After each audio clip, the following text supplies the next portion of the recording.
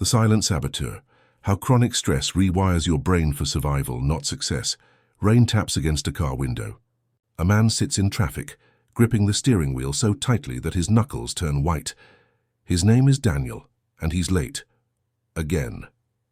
His chest feels heavy, his thoughts are racing, and every sound, every horn feels like a personal attack. He used to be calm, collected, sharp. But now, even small things make him snap. He forgets why he walked into rooms. He loses track of conversations. He lies awake at night, exhausted yet unable to rest. His doctor says he's just stressed, but that word doesn't capture it, does it?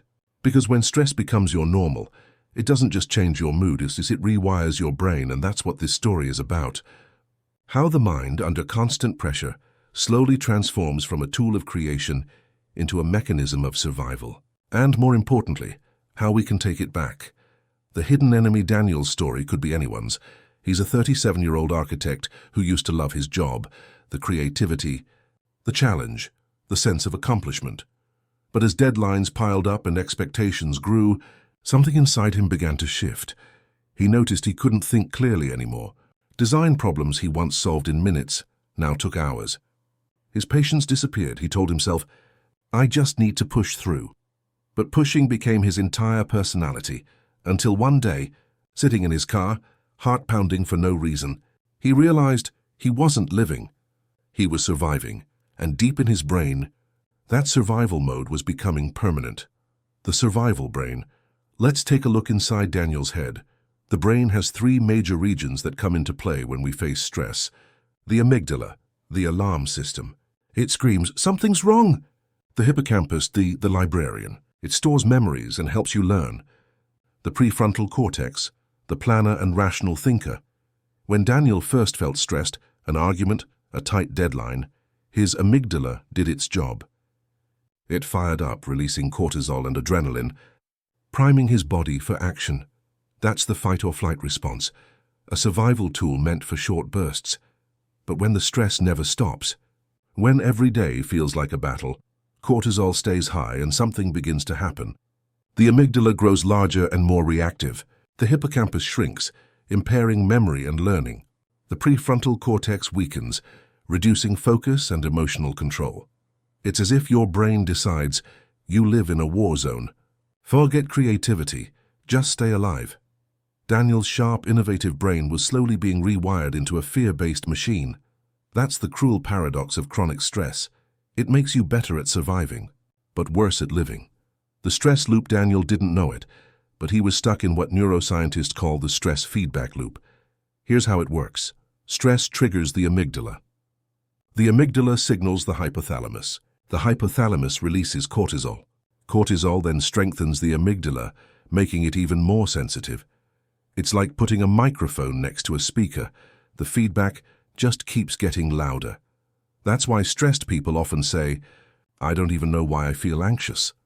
The system is running automatically. And because the prefrontal cortex, your logic and decision center, is weakened, it can't step in to calm things down. In Daniel's case, even when nothing was wrong, his body and brain acted like he was under attack. That's what chronic stress does. It convinces your brain that peace is dangerous and tension is normal. The cost of survival weeks turned into months.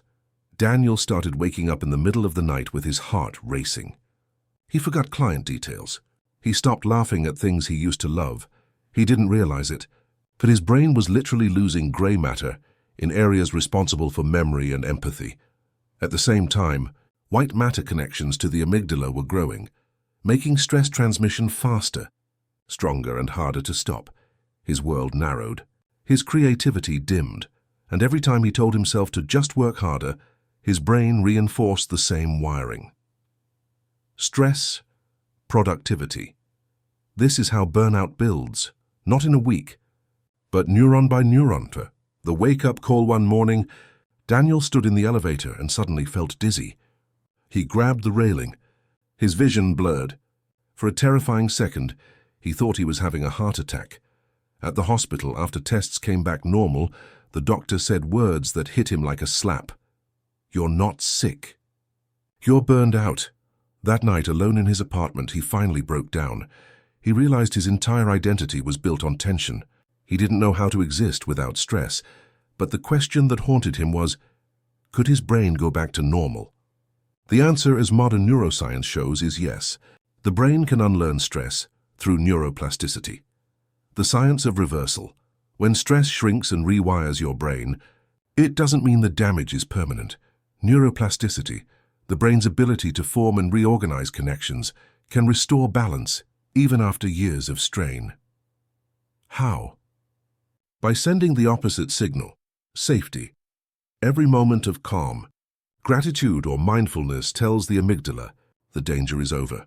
The more often you activate that state, the more the prefrontal cortex strengthens and starts to inhibit the amygdala again. It's not instant. It's like physical therapy for the brain. Small, consistent movements that reteach your neurons how to live in peace. Within weeks of practicing this shift, MRI scans show the amygdala shrinks. The hippocampus regrows. The prefrontal cortex reconnects. That's neuroplasticity, your brain's built-in recovery system. Daniel started small. He downloaded a mindfulness app and began with 5 minutes a day. At first it felt ridiculous. His thoughts were chaos. But slowly, he noticed moments of quiet between the noise. He began taking walks during lunch breaks, leaving his phone behind. At night, instead of checking emails, he practiced slow breathing, 4 seconds in, 6 seconds out, a proven technique to signal safety to the vagus nerve. He cleaned his diet, adding omega-3s and magnesium to reduce inflammation. And within a month, something miraculous began happening. His focus sharpened. His mood lifted. The world seemed brighter. Science would later explain why. Those practices increased BDNF, brain-derived neurotrophic factor, the protein that fuels neuron growth and repair. Daniel wasn't just relaxing. He was rebuilding his mind. The creativity come back 3 months later. Daniel sat at his desk sketching a new design, and for the first time in years, it flowed. He wasn't overthinking. He wasn't panicking. He was present. That's when he realized something profound. His best ideas had always come from calm, not chaos. He'd spent years believing stress was the price of success, but in truth, it was the tax on his potential. Neuroscientists call this state optimal plasticity, when your brain's chemistry supports growth, focus and creativity instead of survival. By managing stress, Daniel didn't just regain clarity. He unlocked levels of intelligence and intuition that had been dormant beneath the noise. The ripple effect, as his mind cleared, everything else changed too. His relationships improved. He stopped reacting defensively and started listening. He slept better. He laughed again. And perhaps most importantly, he began teaching others in his firm how to manage their mental load. He noticed a pattern. Every colleague struggling with burnout shared the same belief. If I slow down, I'll fall behind. But neuroscience tells a different story. When you slow down, you allow your brain to speed up its healing. Clarity isn't found in chaos. It's found in stillness. 10. The takeaway. So what can we learn from Daniel? That the modern world rewards stress, but the brain doesn't. Chronic stress reprograms your neural architecture to prioritize fear over focus, reaction over reason, and survival over self-expression. But you can undo it. Here's how. Practice daily stillness. Even 10 minutes of breathing or journaling rewires your stress response. Move your body. Exercise increases BDNF and helps the hippocampus regenerate. Sleep deeply. That's when your brain clears toxins that cause fog. Connect. Social bonds release oxytocin, reducing cortisol and strengthening emotional regulation. These are not luxuries.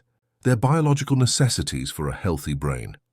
The bigger picture stress isn't the enemy. It's information. It's your brain saying, I've been in survival mode too long. And once you listen, once you stop glorifying busyness and start honoring balance, everything begins to change. Because beneath the fog, beneath the fatigue, there's always a spark waiting to reconnect. That spark is neuroplasticity, and it's waiting for your permission to reignite. If you've ever felt stuck in stress or trapped in brain fog, remember, your mind isn't broken. It's adaptable, it's alive, and it's waiting to be rewired. Subscribe to our channel for more real stories that reveal the incredible science of the human brain. and how you can use it to live with more clarity, calm, and purpose.